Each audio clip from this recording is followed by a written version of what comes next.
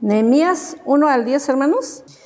Palabra de Nehemías, hijo de Acalías.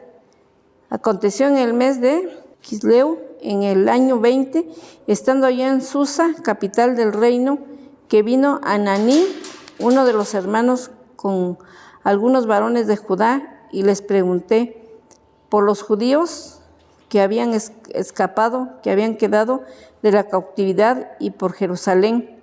Y me dijeron: el remanente, los que quedaron de la cautividad, allí en la provincia, están en gran mal y afrenta en el muro de Jerusalén, derribado y sus puertas quemadas a fuego.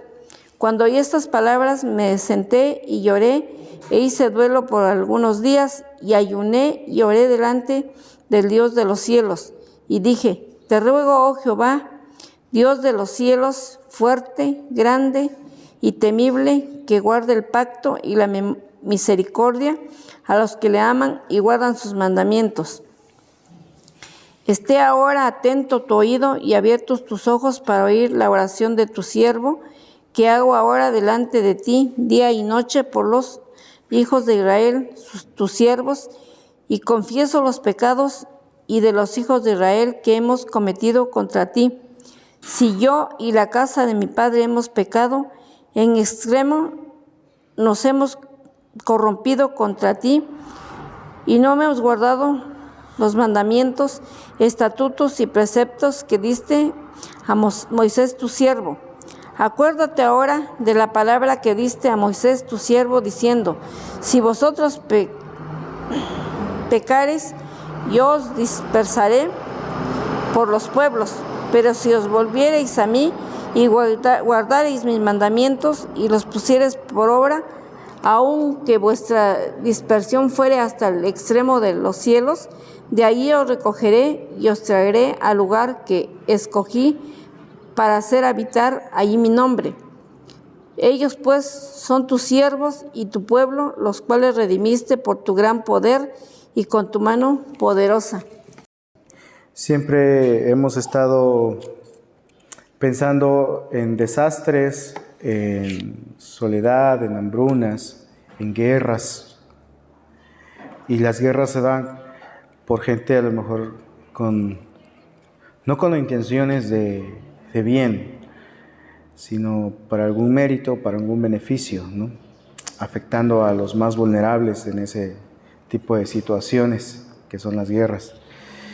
Ese es un conflicto que tiene también Rusia con Estados Unidos, ¿no? Rusia no quiere que Estados Unidos sea primeramente la potencia más grande del mundo. De hecho, a estas alturas ya no lo es. Segunda, recuerdo una conversación que tuvo este presidente de Rusia a una entrevista que le hicieron: es que siempre Estados Unidos, porque siempre ellos.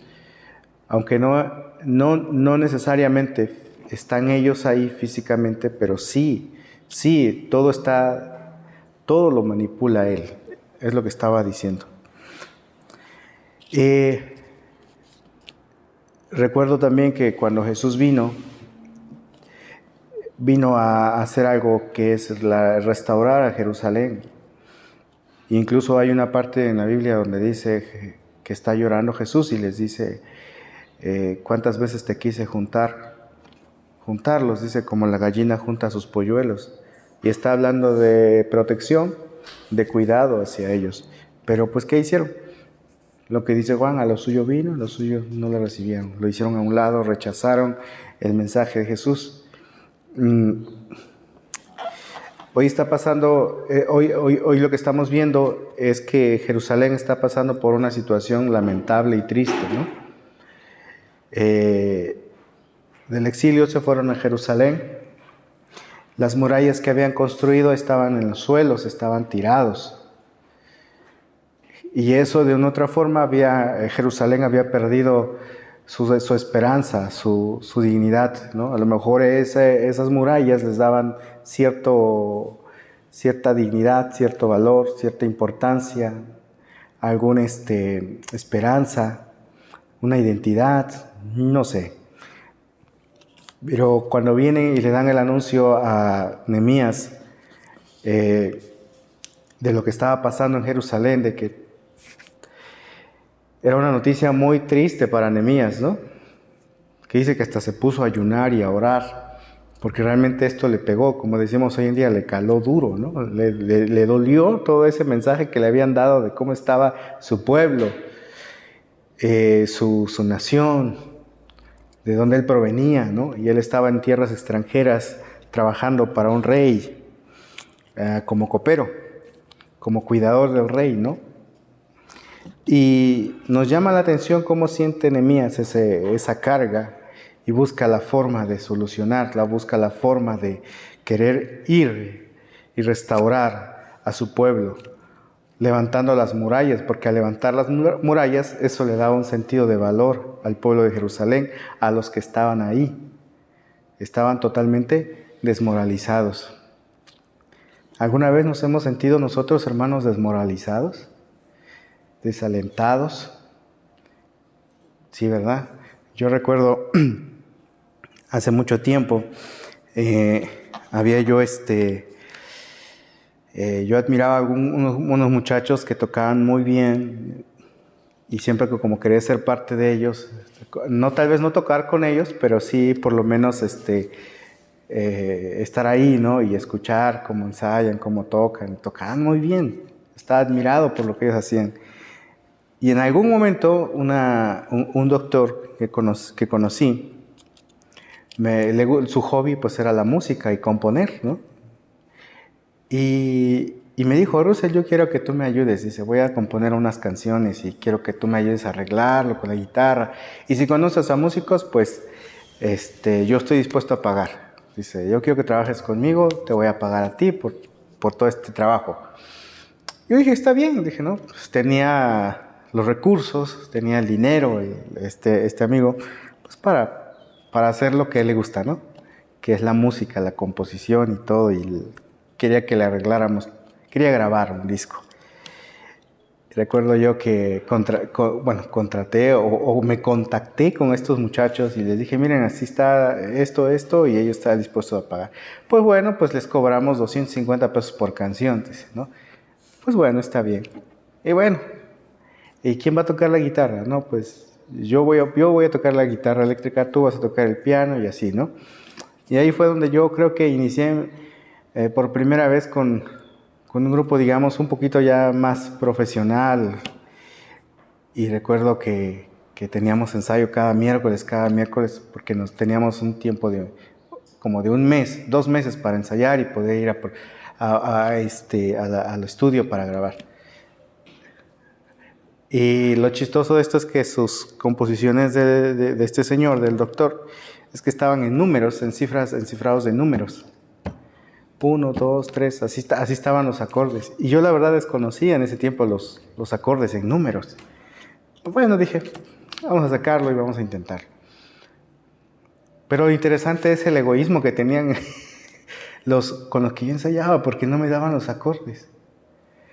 Y yo le buscaba ahí, ¿qué acordes? ¿Qué esto? Y como que no tenían ganas de repetir. Eso me desmoralizó en el segundo ensayo. Porque yo según era un poco peso por la guitarra eléctrica, ¿no? Y les estoy hablando del 2008, ya tiene mucho tiempo. Era mi primera experiencia de trabajar con músicos, pero me sentí muy desmoralizado, muy desanimado. Y dije, yo creo que esto no es lo mío, ya no voy a seguir con la guitarra, ya no voy a tocar. Y estos pues tienen otro nivel. Creo que fue muy prematuro, me adelanté a involucrarme con ellos, a tocar, ni siquiera me enseñan un poco. No hay nada de chispa en ellos para decir, oh, mira, Russell, hazlo así, o mira, estos son los acordes, o mira ¿no? Siento que a la hora del ensayo, pues ahora sí que cada quien por su lado, ¿verdad? Pues ellos a lo mejor iban bien, pero yo pues agarraba a mi lado creyendo que iba yo bien con ellos. El punto aquí es que hubo una desmoralización en mí, un desánimo. Ahora sí que como Jerusalén, mis murallas estaban en los suelos, estaban caídos. No tenía ni ánimos de seguir tocando, porque sí me dijo uno, ¿sabes qué? Mejor vete a estudiar a una escuela de música y aprende, ¿no? Y yo había aprendido por lo que había visto. Hoy hay muchas facilidades, ¿no? Por medio de YouTube y hay tutorial, hay un montón de recursos. Y recuerdo que no me enseñaron esa disciplina de de música. Pero a lo que voy es eso, el que me sentía desmoralizado, sin ganas, a algo que yo le veía con muchas, que lo hacía con mucho entusiasmo, con ganas de servir para Dios. Muchos de nosotros nos ha pasado eso, ¿verdad? Entonces, ese es el desánimo, ¿no? Al que voy es el sentirnos desmoralizados, desanimados por algo que estamos con mucho entusiasmo a hacerlo. Y yo sé que estamos en un proceso de crecimiento y hacia lo que Dios quiere, que hagamos las cosas de una forma correcta, sana, bien, y que aprendamos de esa situación. Pero bueno, esto lo tomo como ejemplo pensando en la situación en la que está Jerusalén. Porque sí hay un corazón plenamente triste y destrozado de parte de Nehemías por la situación de Jerusalén. Dice en el versículo 5, y le dijo: Señor, Dios de los cielos, Dios grande y terrible, dice que mantienes firme tu alianza y tu fidelidad con los que te aman y cumplen tus mandamientos. Dice: te ruego ahora que atiendas a la oración que día y noche te dirijo a favor de tus siervos, los de israelitas. Reconozco que nosotros los israelitas hemos pecado contra ti, hasta mis familiares y yo hemos pecado. Es lo que está diciendo Nehemías en su oración. ¿Cómo estaba la situación de Jerusalén? Dice en el versículo 3, y me contaron los que escaparon de ir al destierro y se quedaron en la provincia, están en una situación muy difícil y vergonzosa. Estaban totalmente desanimados por los suelos, desmoralizados. En cuanto a Jerusalén, las murallas han sido derribadas y sus puertas han sido destruidas por el fuego. Lo único que los mantenía con ánimo estaba todo destruido. Cuando mayormente, dice, de naturaleza aunque mayormente de naturaleza biográfica, el libro de Nehemías es último de los libros históricos del Antiguo Testamento. Como copero del rey Artajerjes, Nehemías disfrutaba de una vida lujosa, pero después de enterarse de las condiciones que existían en Jerusalén, renunció a esa vida para regresar a la ciudad de sus antepasados, a fin de reedificar los muros. Un hombre de acción, fue también líder de mucha firmeza bajo Nehemías y llevaron a cabo importantes reformas religiosas y sociales. Nehemías tenía una labor. Podríamos decir que Nehemías estaba en un estado cómodo, tranquilo, sin problemas, con un buen, posiblemente, sueldo, con su casa, con su familia, sirviendo al rey. Ahí estaba bien, estaba tranquilo. Pero esto lo intranquilizó, ¿no? Las noticias que le dieron. Ahora Nehemías, como copero del rey, su función era probar el vino, si estaba envenenado, un trabajo de vida o muerte. El muro determina el ánimo de la ciudad por su importancia de defensa. Si está destruido, así está el ánimo del pueblo. Estar triste ante el rey era digno de muerte, pero por eso tuvo temor. Así sería un cargo por Israel que se notaba, y esto puso en peligro su misma vida. Contemporáneo Esdras fue el complemento el uno del otro. Tenía un trabajo muy importante y a la vez delicado, ¿no? Era cuidar al rey por lo que tomaba. El vino él lo probaba siempre y servía al rey. Entonces, ¿esto qué quiere decir? Que el rey Artajerjes tenía de mucha confianza a Nehemías. No era cualquiera. Era una labor muy responsable de parte de Nehemías para el rey. Y el rey tenía toda la confianza hacia Nehemías. Porque cuidaba del rey, cuidaba la vida del rey, la salud del rey. Pero el rey se da cuenta de su depresión, ¿verdad? El rey se da cuenta de su ánimo. ¿Y qué pasa? ¿Por qué estás triste, Nehemías? ¿Qué te pasa? ¿Qué sucede? ¿No? Nosotros nos vamos a dar cuenta cuando alguien está triste, está pensativo, está angustiado. Hace rato alguien decía, hay mucho lucho con la ansiedad. Nos vamos a dar cuenta cuando alguien está en esa situación. pero no podemos llegar y hacernos el chistoso y poder poner más cargas, más desánimos, ¿verdad? Sino al contrario, es buscar la forma de cómo restaurar o ayudar en esa situación. Y ese es el tema que yo le puse, restaurando vidas. Es lo que le estaba haciendo, es lo que iba a hacer Nehemías. Al construir las murallas que estaban en Jerusalén derrumbadas, eso le iba a dar una dignidad al pueblo de Jerusalén, eso le iba a dar un valor, eso le iba a dar un ánimo. La moral del pueblo de Jerusalén se iba a levantar por lo que Nehemías iba a hacer. Ahora, ¿cuál fue la razón principal por la cual escribió este libro? Dice, Jerusalén estaba destruida y la gente desmoralizada. El muro animaría a todos, y al construir la iglesia, Nehemías llevó a cabo una reconstrucción. Nehemías es el último libro histórico del Antiguo Testamento. Registra la historia del tercer regreso a Jerusalén después del cautiverio y relata cómo fueron reconstruidos los muros y cómo se renovó la fe del pueblo, cómo esto cobró el ánimo del pueblo cuando Nehemías estaba ahí. Todo se dio. Todo fue voluntad de Dios, el sentir esa carga Nehemías y regresar y hablar con el rey Artajerjes, y todo Dios puso en camino. Y fue Nehemías a Jerusalén con el fin de restaurar las murallas de Jerusalén y levantarles esa moral de la gente que estaba ahí. Hay varias palabras que a mí me llaman la atención al leer Nehemías, y es muros, puertas, edificar, levantar, reparar, ordenar, mandar, mandamientos, preceptos, estatutos, decretos, ley. Hay una labor importante de parte de Nehemías, he dicho, que es restaurar la vida del pueblo de Jerusalén. Posiblemente estas murallas que estaban en Jerusalén pues les daban esa identidad como pueblo judío. ¿A nosotros quién nos da identidad?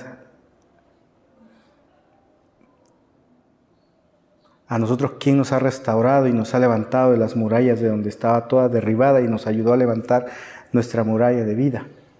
¿Quién lo hizo? Sabemos que fue Jesucristo. Sabemos que Él nos da esa identidad, somos hijos de Dios. Nos da ese valor, nos da ese perdón, nos restaura. Eso nos anima, levanta nuestra moral, nos ayuda a seguir adelante, aun a pesar que todo lo veamos derribado.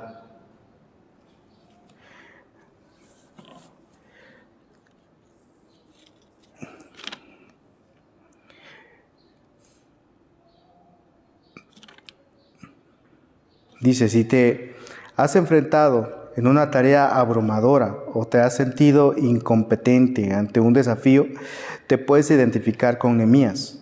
Él entendió los clásicos problemas de liderazgo, motivar a otros a actuar, vencer la crítica y no sucumbir a la frustración, entre otros, sin descuidar, dice, lo práctico ni lo espiritual. Nehemías muestra cómo abordar las difíciles tareas encontradas por Dios y vencer a la oposición y a la apatía.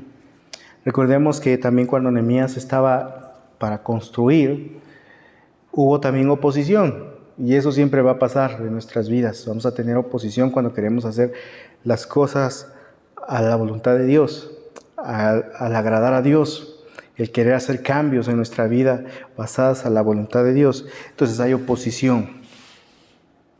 Hay gente que se levanta a lo mejor contra uno, se opone a esas ideas buenas que nosotros tengamos. Eso pasaba con Nehemías, ¿no? Querían oponerse, pero era la minoría, pero la otra mayoría estaba contento por lo que estaba haciendo Nehemías. Su historia puede darle esperanza a cualquiera. Como un exiliado judío, ha llegado a ser gobernador de un remanente desesperanzado y una ciudad en ruinas. En solo 51 días lograron lo imposible, reconstruyeron las murallas, restauraron las puertas de Jerusalén, después las reconstruyeron. Nehemías se entregó a la restauración del pueblo de Dios. Su obediencia a Dios sirvió de modelo para todas las áreas de la sociedad. ¿Qué fue lo que llamó más? La obediencia de Nehemías a Dios. Como les dije, el tema que les acabo de compartir se llama Restaurando Vidas. Creo que Dios nos ha llamado a eso, ¿verdad?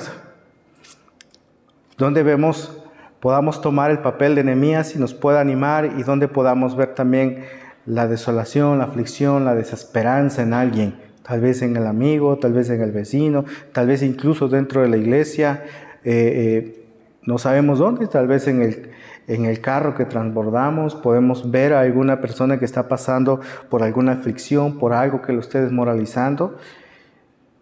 No sé qué oportunidades Dios presenta en nuestra vida para poder ayudar a esas vidas que necesitan que sus murallas sean levantadas, para que les pueda dar un sentido de dignidad, de esperanza y de paz.